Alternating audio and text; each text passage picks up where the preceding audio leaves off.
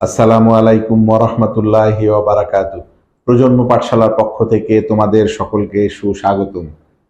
আজকে যে টপিকটি নিয়ে আলোচনা করতে চাই সেটি হচ্ছে ষষ্ঠ শ্রেণীর তৃতীয় অধ্যায় মৌলিক উৎপাদকের গল্প, এই অধ্যায়টি নিয়ে। এই অধ্যায়টি নিয়ে আমরা ইতিপূর্বে 4টি পর্বে আলোচনা করেছি, আজকে পঞ্চম পর্ব। তোমরা যারা ক্যাডেট কলেজ ভর্তি পরীক্ষায় অংশগ্রহণ করতে ইচ্ছুক অথবা তোমরা যারা ষষ্ঠ শ্রেণীতে পড়ো তাদের জন্য এই অধ্যায়টি খুবই গুরুত্বপূর্ণ। এসো আমরা এই অধ্যায়ে আজকে পঞ্চম পর্বে যে বিষয়টি নিয়ে আলোচনা করব সেটি দেখে আসি। আমরা এই অধ্যায়ে সিকিউ নিয়ে মূল আলোচনা করব, ক্রিয়েটিভ কিছু প্রশ্ন নিয়ে। আচ্ছা, প্রথম প্রশ্ন বলছে যে 5টি ঘন্টা একত্রে বেজে যথাক্রমে 20, 25, 30, 36, 48 মিনিট অন্তর অন্তর বাজতে লাগলো। উদ্দীপক দেওয়া আছে। ক নম্বর প্রশ্ন বলছে 4 অঙ্কের ক্ষুদ্রতম ও 3 অঙ্কের বৃহত্তম সংখ্যার লেখো। খেয়াল করে দেখি, 4 অঙ্কের ক্ষুদ্রতম আর 3 অঙ্কের বৃহত্তম, তাহলে এই দুটার মধ্যে পার্থক্য বের করতে বলেছে। পার্থক্য 4 অঙ্কেরটা তো অবশ্যই বড় হবে। তাহলে আমরা ক নম্বর প্রশ্নের সমাধান করি। ক নম্বর বলছে যে আমরা কি লিখবো, আমরা জানি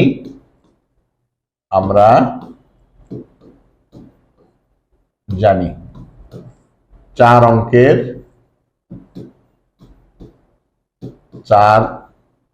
অঙ্কের ক্ষুদ্রতম সংখ্যা।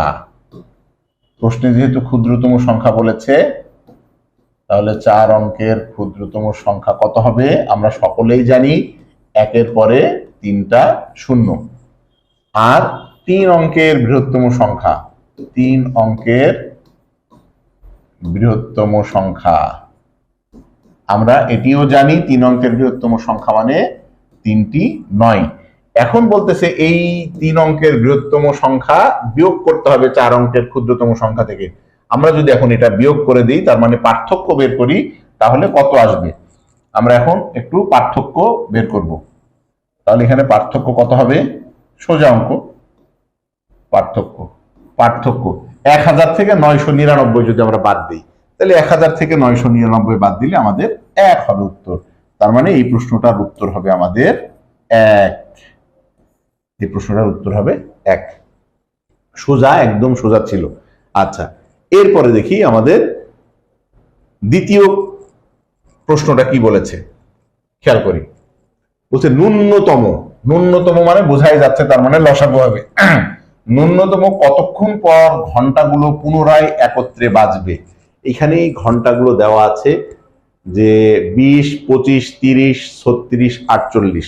তাহলে আমাদের জিনিসটা লিখতে হবে কি এরকম, যে প্রদত্ত কত কত সংখ্যাগুলো আছে? 20, তারপরে কত 25, তারপরে কত 30, তারপরে কত 36 এবং কত 48। এর লসাগু হবে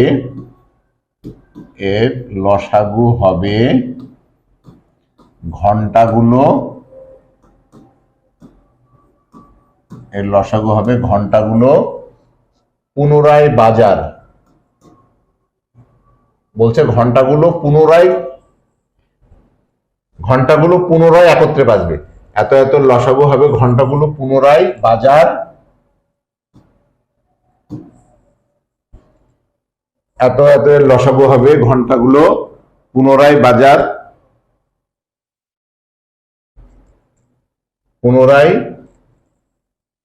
একত্রে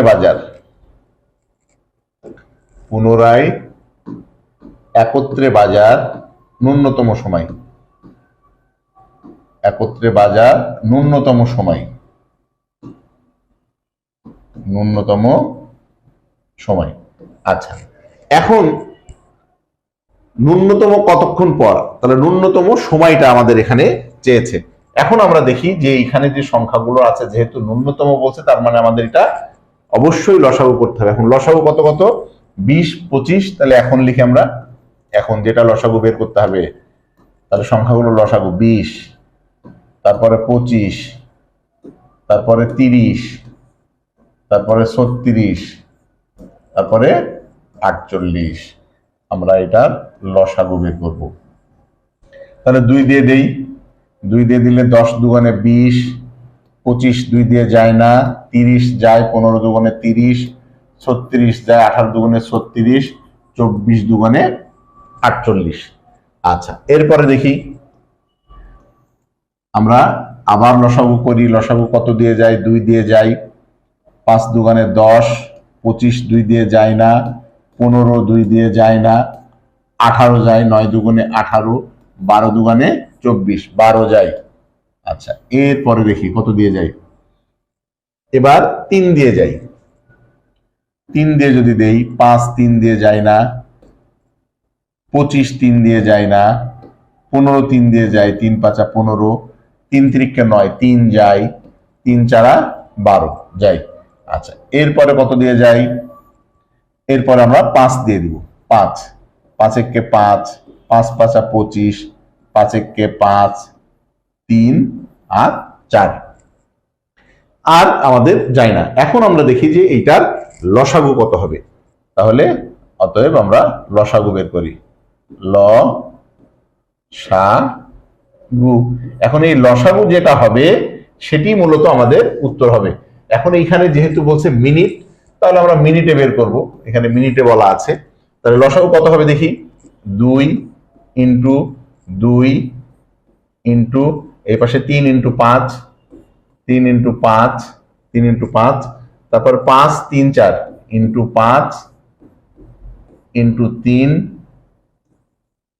ইন্টু 4। আচ্ছা, এখন আমরা দেখি এটা লসাগু কত হচ্ছে। 2 দুগুণে 4, 3 4 12, 5 12 60, এই পর্যন্ত হচ্ছে আমাদের 60। আর এই পর্যন্ত কত হচ্ছে?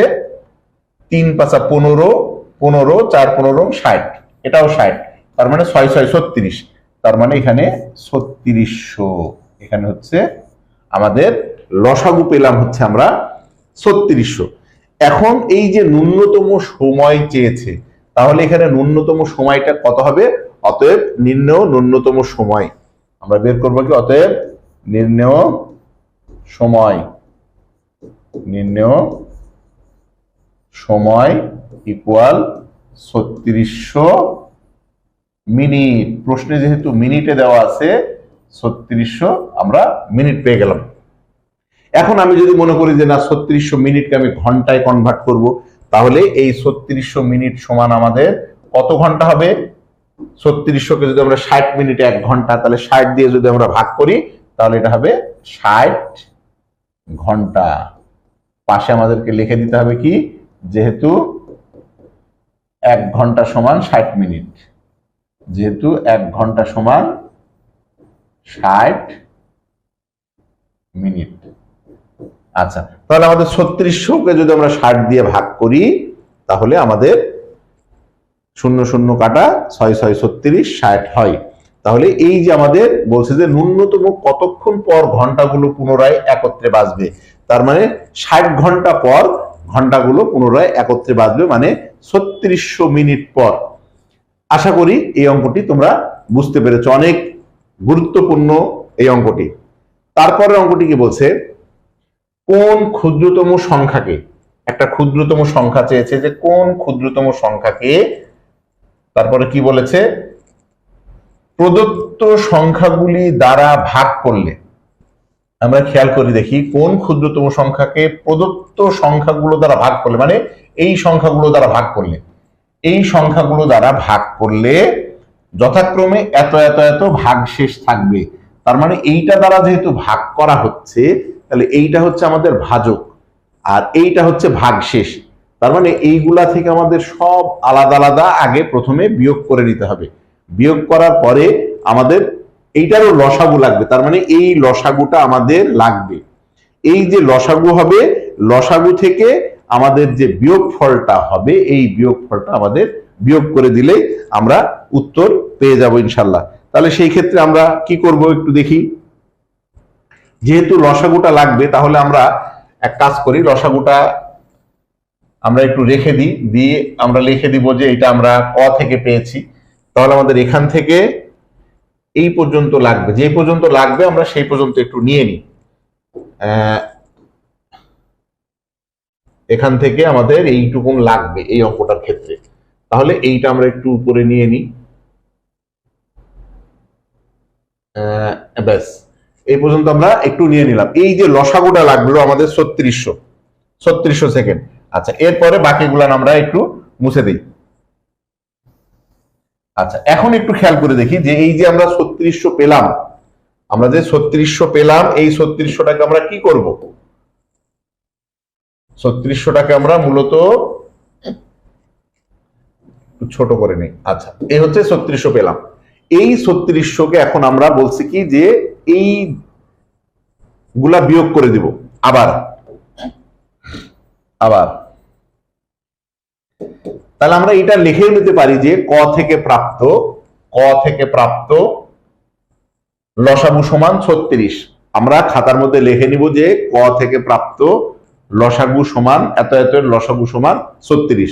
আমরা এখানে দেখিয়ে দিলাম। আচ্ছা, তারপরে আমাদের বিয়োগ করব। আবার এখানে 20 থেকে কত বিয়োগ? 15 বিয়োগ 20 বিয়োগ 15 সমান 5। তারপরে 25 বিয়োগ, এটা দ্বিতীয় সংখ্যা, এটা দ্বিতীয় সংখ্যা, 25 বিয়োগ 20 এটাও 5। তারপরে 30 বিয়োগ 25, 30 বিয়োগ 25 এটাও 5। তারপরে কত? 36 বিয়োগ 31, 36 বিয়োগ 31 এটাও 5। তারপরে 48 বিয়োগ 43, 48 বিয়োগ 43 এটাও 5। তাহলে এখানে আমরা যেটা পাচ্ছি সেটা হলো কি, যে এখানে প্রতি ক্ষেত্রে আমরা যেটা দ্বারা ভাগ করছি এটা ভাজক, আর এইটা হলো সব ভাগশেষ। তাহলে আমাদের এখানে লিখতে হবে যে এখানে প্রতি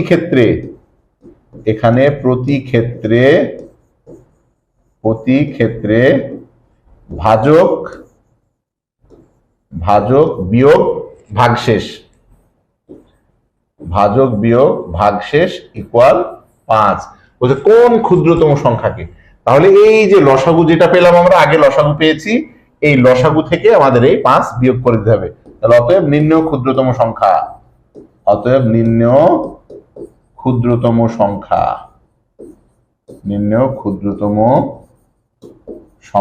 এটা কত হবে? এইটা ইকুয়াল হবে 3600 বিয়োগ 5, তার মানে 3595। আমাদের এইটাই মূলত অ্যান্সার, এই 3595 অ্যান্সার। তার মানে কি হলো, আমাদের এই লসাগুটা লাগবে, আর এখানে প্রত্যেকটা সংখ্যা থেকে ভাজক থেকে ভাগশেষ বিয়োগ করে, যেহেতু এখানে প্রতি ক্ষেত্রে ভাগশেষ থাকে 5, যেটা ভাগশেষ থাকবে সেই ভাগশেষটা আমাদেরকে বিয়োগ করে দিলেই আমরা মূল অঙ্ক পেয়ে যাব। এই দুইটি অঙ্ক খুবই গুরুত্বপূর্ণ। আচ্ছা, তাহলে আমাদের প্রথম সিকিউ নিয়ে আমাদের আলোচনা হয়ে গেল। এবার দেখি দ্বিতীয় সিকিউতে আমরা কি বলছি। বলছে 3টি ড্রামে যথাক্রমে 225 লিটার, 375 লিটার এবং 525 লিটার পানি আছে। ক নম্বর প্রশ্ন বলছে 225 এর মৌলিক গুণনীয়কগুলি লেখো। মৌলিক গুণনীয়ক, তো আমরা মৌলিক গুণনীয়ক কিন্তু বের করা শিখেছি কি দ্বারা? ট্রি ডায়াগ্রাম দ্বারা। তাহলে আমরা ক নম্বর প্রশ্নের সমাধান যদি করি, ক নম্বর কত? 225। তাহলে 225 এর মৌলিক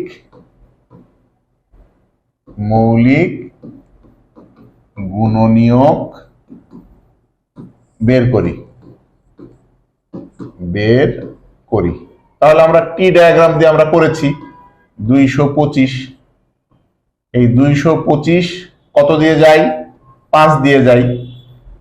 5 আর ভাগ করা যায় না, তাহলে 5 দিয়ে যায়। 4 25 100, 8 25 200, 9 25, এই হচ্ছে 9 25। 9 কে আবার ভাগ করা যায়, তাহলে 9 25 আমাদের 225। এখন এই 9 কে কিন্তু আবার ভাগ করা যায়, তাহলে 3 তিরিকে 9, 3 তিরিকে এই যে 9। তাহলে আমরা সর্বশেষ বৃত্তাকার যেগুলা পেলাম, এটা কত কত? সরি, এখানে ভুল করলাম নাকি? 5 25 25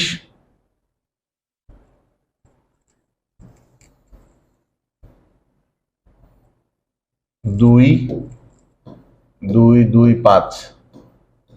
আমরা একটু খেয়াল করি, 5 আর 2 7 আর 2 নয়, 3 দিয়ে যাই, 3 দিয়ে যাই আমরা, 3 3 দিয়ে যাই, 3 7 21, 3 5 15, 75, 3 25 75। তারপর এটা 5 দিয়ে যাই,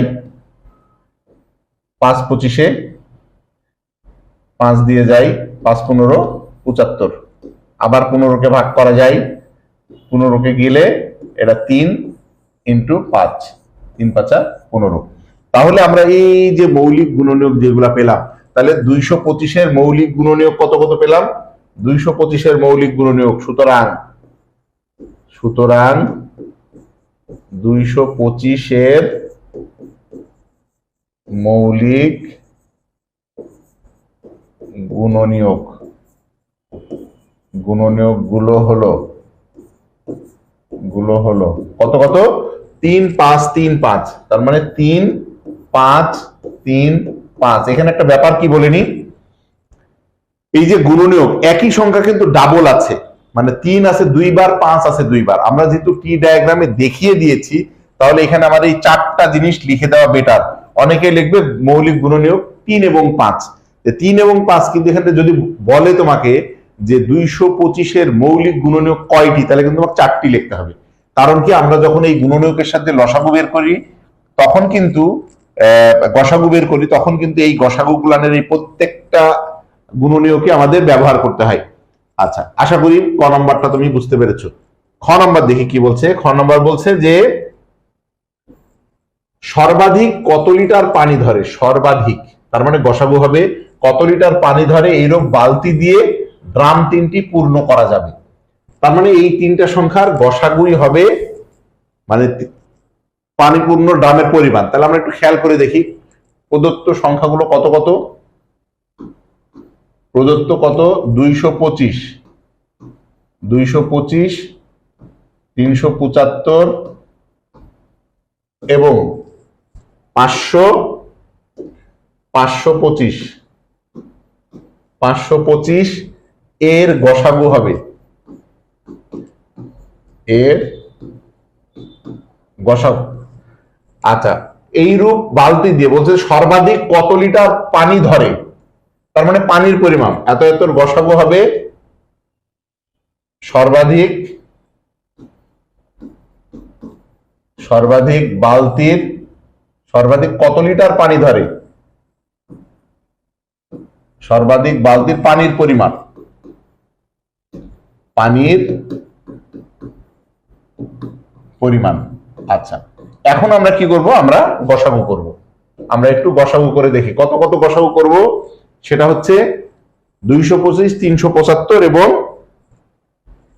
তাহলে আমরা 225, 2 2 5, 375 গসাগু করি। তাহলে একবার যাই, 2 2 5, তাহলে 0, 7 থেকে 2 বার দিলে 5, 150। আবার 2 2 5, একবার যাই, 150। 5 12 থেকে 7 বার দিলে 5 বার দিলে 7, তারপর হচ্ছে 150। তার মানে 75 দুগুণে 150। আচ্ছা, এখন হচ্ছে আমরা খেয়াল করে দেখি, এই যে 75 পাইলাম, তাহলে আবার এই 75 দিয়ে আমাকে কত দিয়ে ভাগ করতে হবে? এই যে 525 কে ভাগ করতে হবে। তাহলে আবার, আচ্ছা, আবার 75 দিয়ে আমাকে ভাগ করতে হবে কত? 525। 5 7 35। এটা আবার কত হতে পারে? 7 7 49, 7 দিয়ে যেতে পারে 7। 5 7 35 এর 5 7 থেকে 3, 7 7 49, 50 51 52, এই হচ্ছে 52। তার মানে এখানে গসাগু কত হচ্ছে আমাদের? অতএব গসাগু ইজ ইকুয়াল টু 75। তাহলে আমাদের এবার ফাইনালি কি লেখা যেতে পারে? এবার আমাদের ফাইনালি লিখতে হবে যেটা, যে এখানে কি বলছে যে গসাগু হবে সর্বাধিক বালতির পানির পরিমাণ। তাহলে আমাদের লিখতে হবে অতএব সর্বাধিক কত লিটার পানি দেবে, অতএব সর্বাধিক পানির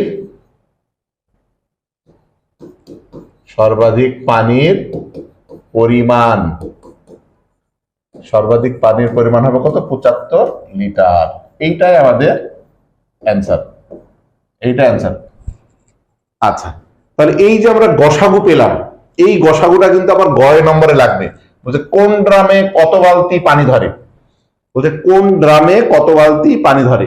তাহলে এই গ নম্বর অঙ্ক শুরু করার সময় আমার এই যে লাগবে যে খ থেকে প্রাপ্ত এত এত এর গসাগু হচ্ছে 75। তাহলে আমরা এখন দেখি, আমরা যে 75টা পেলাম এটা আমাদের লাগবে। তাহলে আমরা লিখতে হবে কি, যে খ থেকে প্রাপ্ত খ থেকে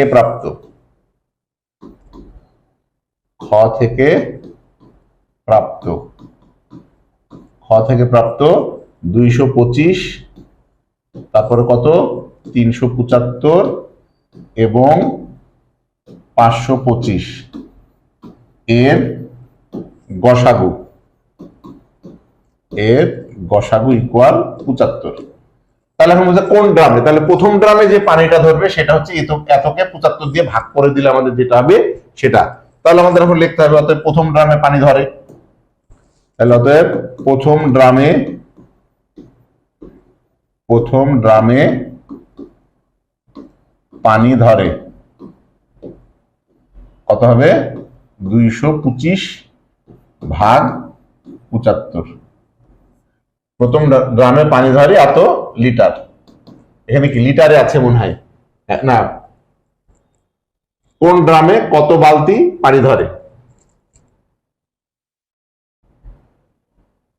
আচ্ছা,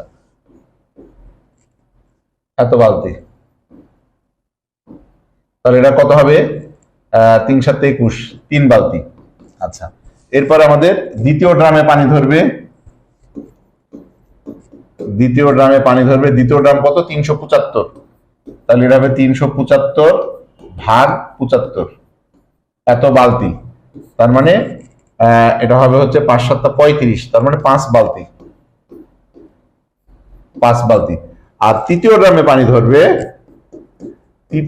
পানি ধরবে এখানে কত আছে 525,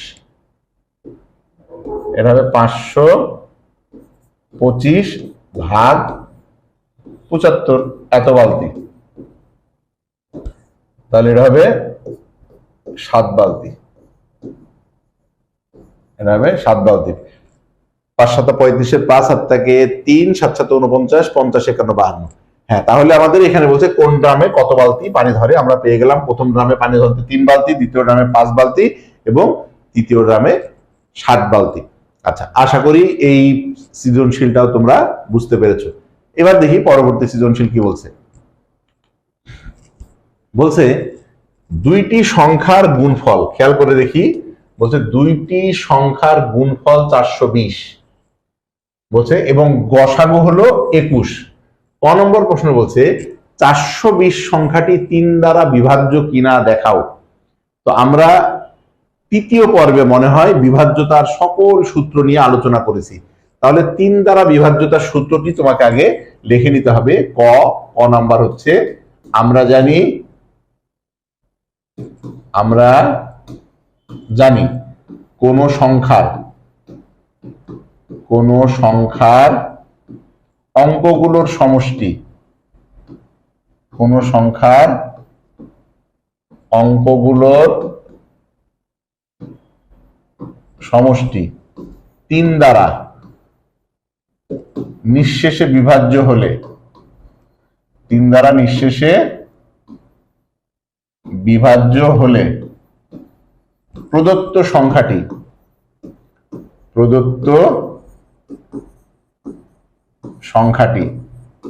3 দ্বারা নিঃশেষে বিভাজ্য হয়, 3 দ্বারা নিঃশেষে বিভাজ্য হয়। আচ্ছা, আমরা যে লিখে দিলাম কি যে কোন সংখ্যার অঙ্কগুলোর সমষ্টি, খেয়াল করে দেখি এখানে যে সংখ্যাটা বলছে কত 420। এখন 420 এর যে অঙ্কগুলো আছে এখানে 4, 2 এবং 0, তাহলে আমাদের লিখতে হবে এখন 420 এর অঙ্কগুলোর সমষ্টি আমরা বের করি। তাহলে সমষ্টি কত হবে, সমষ্টি ইকুয়াল কত হবে 4 + 2 + 0, 4 যোগ 2 যোগ 0 ইকুয়াল 6। এখন এই 6 কি 3 দ্বারা বিভাজ্য? অবশ্যই। তাহলে এখানে লিখতে হবে যা 3 দ্বারা বিভাজ্য। তাহলে যেহেতু 3 দ্বারা বিভাজ্য, এখন প্রশ্নে বলেছে যে এত সংখ্যাটি 3 দ্বারা বিভাজ্য কিনা দেখাও। তাহলে আমরা লিখে দেব যে সুতরাং 420 সংখ্যাটি 3 দ্বারা নিঃশেষে বিভাজ্য। 3 দ্বারা নিঃশেষে বিভাজ্য। আচ্ছা, আশা করি বুঝতে পেরেছো। এখন বিভাজ্যতার সূত্র তোমার যদি সবগুলো মুখস্থ থাকে বা সব টেকনিকগুলো তুমি অবলম্বন করতে পারো, তাহলে এগুলা ইজিলি সবকিছু করা যাবে। তাহলে ক নম্বর প্রশ্নের উত্তর শেষ। এবার খ নাম্বার কি বলছে দেখি, যে দুইটি সংখ্যার লসাগু নির্ণয় করো। আচ্ছা, এটা আমরা একটু মুছে দিই। বলছে দুইটি সংখ্যার লসাগু, এখানে গুণফল দেওয়া আছে আর গসাগু দেওয়া আছে। তা আমরা সূত্রটা কি জানি, যে দুইটি সংখ্যার গুণফল সমান সংখ্যাদ্বয়ের লসাগু গুণ গসাগু। আর গসাগুর সূত্র হচ্ছে গুণফল ভাগ গসাগু, এই লসাগু।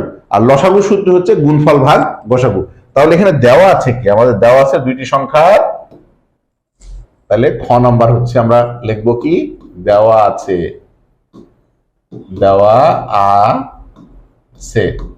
যে দুইটি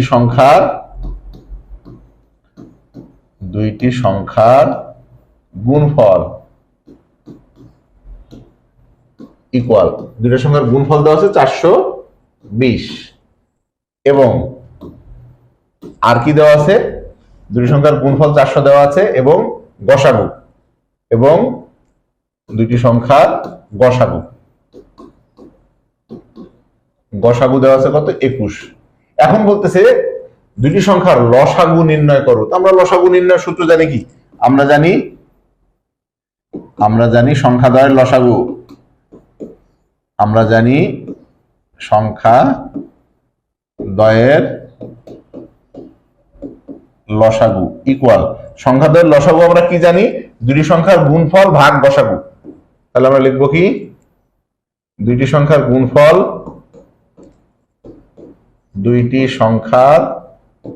গুণফল, আমরা একটু বড় করে করছি কারণ ক্রিয়েটিভ, তো দুইটি সংখ্যার গুণফল ভাগ দুইটি সংখ্যার গসাগু, দুইটি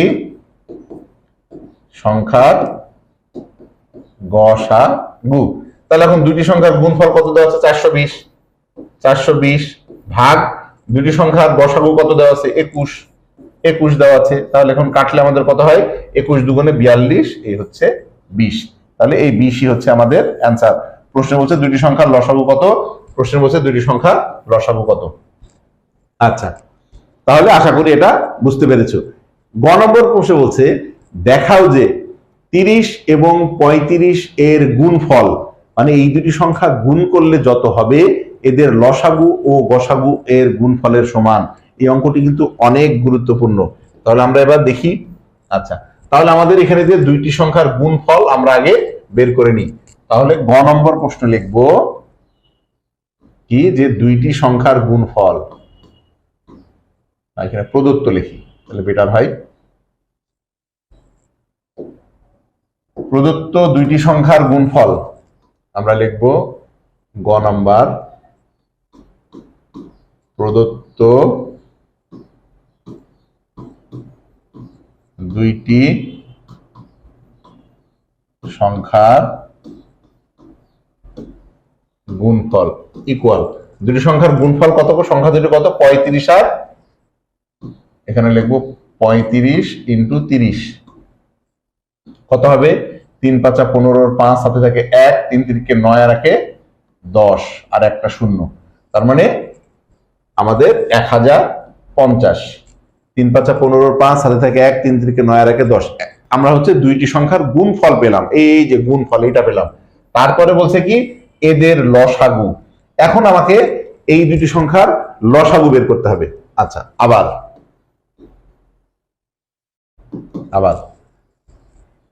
লসাগু কত, 30 এবং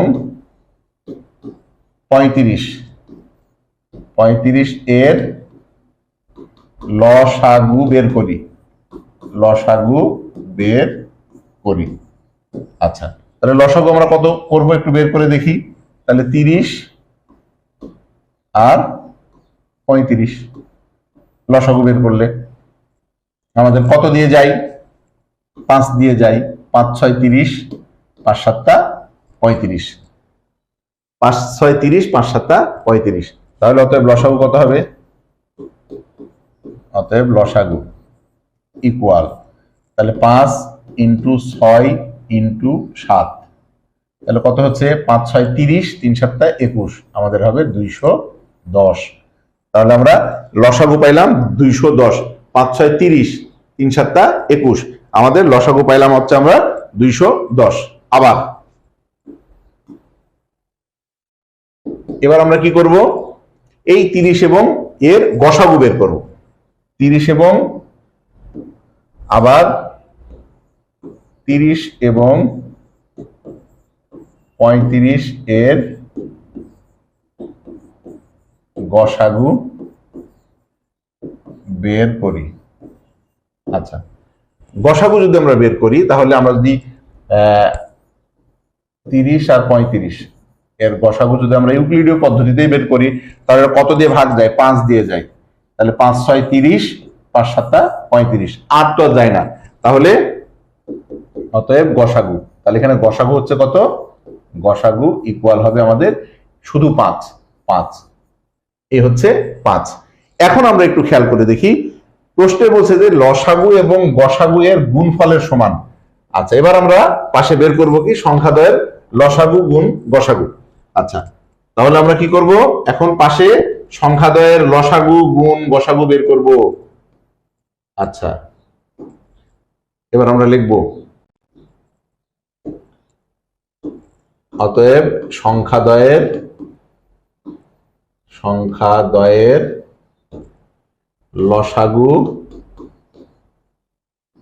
লসাগু ইন্টু গসাগু সমান। তাহলে লসাগু কত বেরিয়েছে আমাদের? লসাগু বেরিয়েছে হচ্ছে 210 ইন্টু গসাগু কত বেরিয়েছে? 5।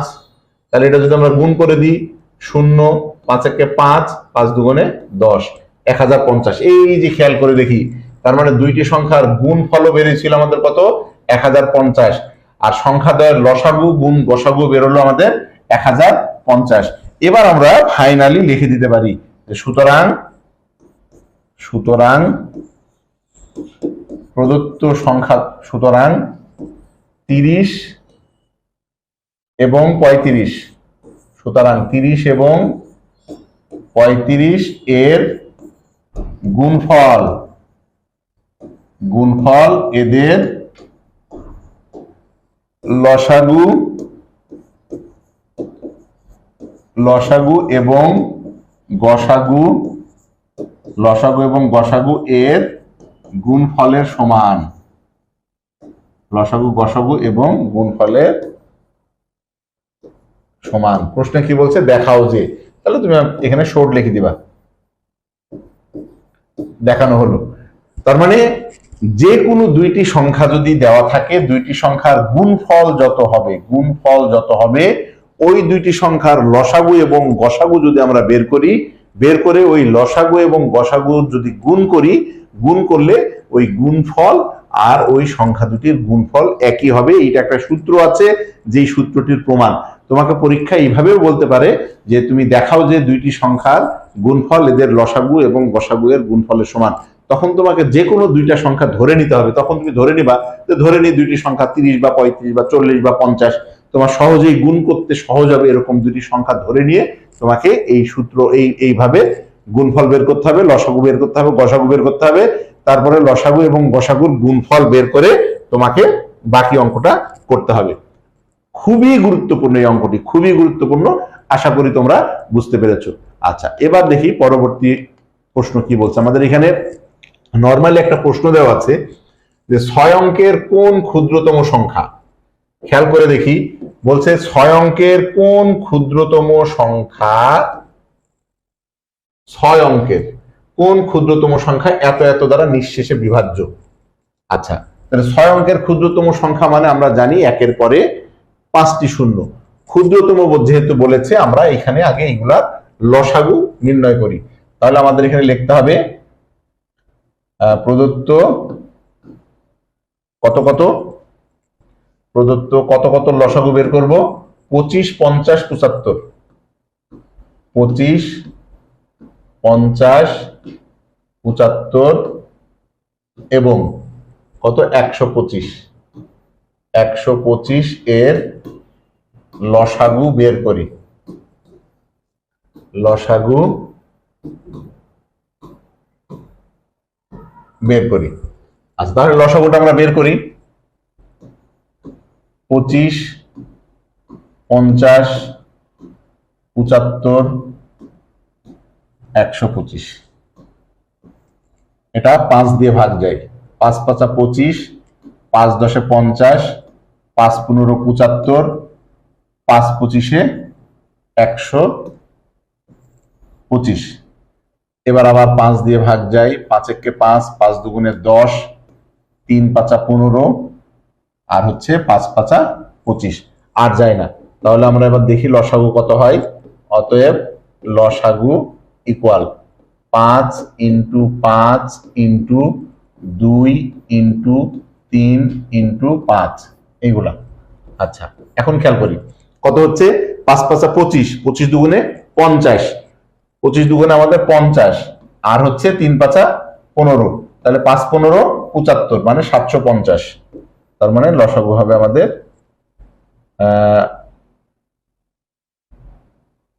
5 5 25, 5 15 75। হ্যাঁ, আচ্ছা 750।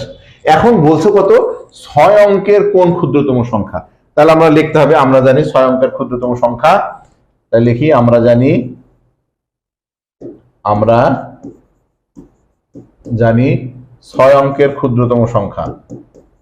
6 অঙ্কের ক্ষুদ্রতম সংখ্যা ইকুয়াল 1 2 3 4 5 6। এই যে আমরা 6 অঙ্কের ক্ষুদ্রতম সংখ্যা পাইলাম, এই 6 অঙ্কের ক্ষুদ্রতম সংখ্যাকে আমাকে এখন এই 750 দিয়ে ভাগ করতে হবে। তাহলে এখন আমরা করি।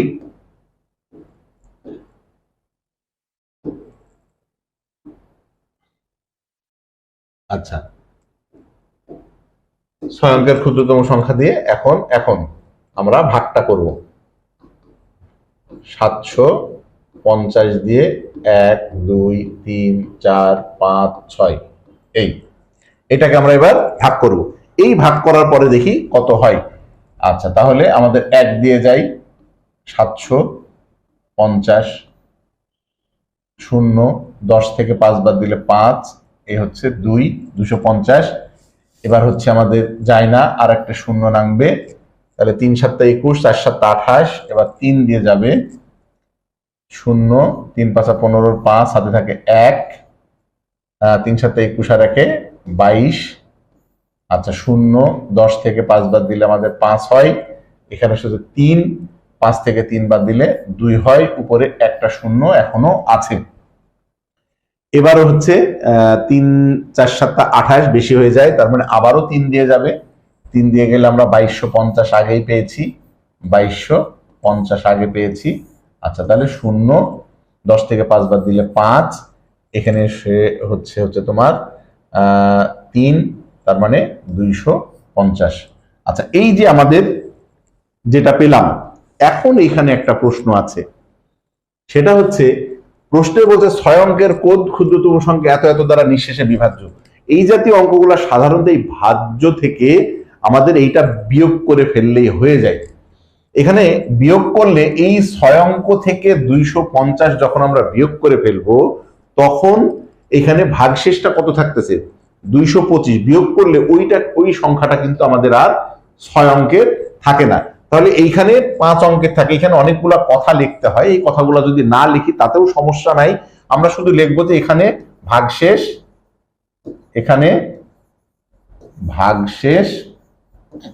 250। তারপরে আমরা লিখবো কি, যে অতএব নির্ণেয় ক্ষুদ্রতম সংখ্যা। বলছে 6 অঙ্কের কোন ক্ষুদ্রতম সংখ্যা, অতএব নির্ণেয় ক্ষুদ্রতম সংখ্যা।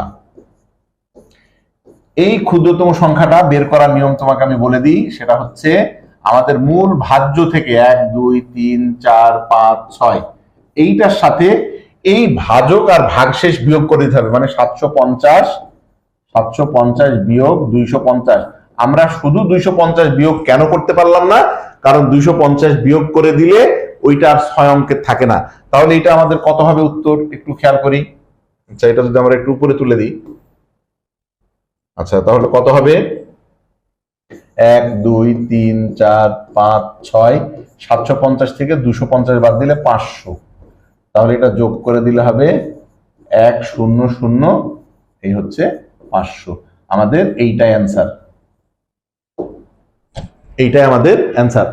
আশা করি তোমরা, এই অঙ্কটা কিন্তু অনেক গুরুত্বপূর্ণ। কেন আমি এটা আলাদাভাবে করে দিলাম, যে এই জাতীয় অঙ্ক অনেকবার ক্যাডেট কলেজ ভর্তি পরীক্ষা এসেছে। আগের অঙ্কটা ওই যে সূত্রের প্রমাণটা, ওইটাও ক্যাডেট কলেজ ভর্তি পরীক্ষায় অনেকবার এসেছে। তার মানে এই নিঃশেষে বিভাজ্য অঙ্ক 6 অঙ্কের ক্ষুদ্রতম সংখ্যা, আমাদের মনে রাখতে হবে যে এই সংখ্যাটা থেকে যদি ভাগশেষটা আমরা বাদ দেই, তাহলে যেহেতু সংখ্যাটা 5 অঙ্কের হয়ে যায়, আমরা এখানে শুধু ভাগশেষ যেটা সেটা লিখবো। লেখার পরে আমাদের এই মূল যে 6 অঙ্কের ক্ষুদ্রতম সংখ্যার সাথে এই ভাজক এবং ভাগশেষের বিয়োগফলটা করে দিলে আমরা মূল ক্ষুদ্রতম সংখ্যা পেয়ে যাব। তো আশা করি তোমরা সিকিউ গুলা সবগুলো বুঝতে পেরেছো। আজকে এ পর্যন্তই। সবাই ভালো থাকবে, সুস্থ থাকবে এই প্রত্যাশায়। আল্লাহ হাফেজ।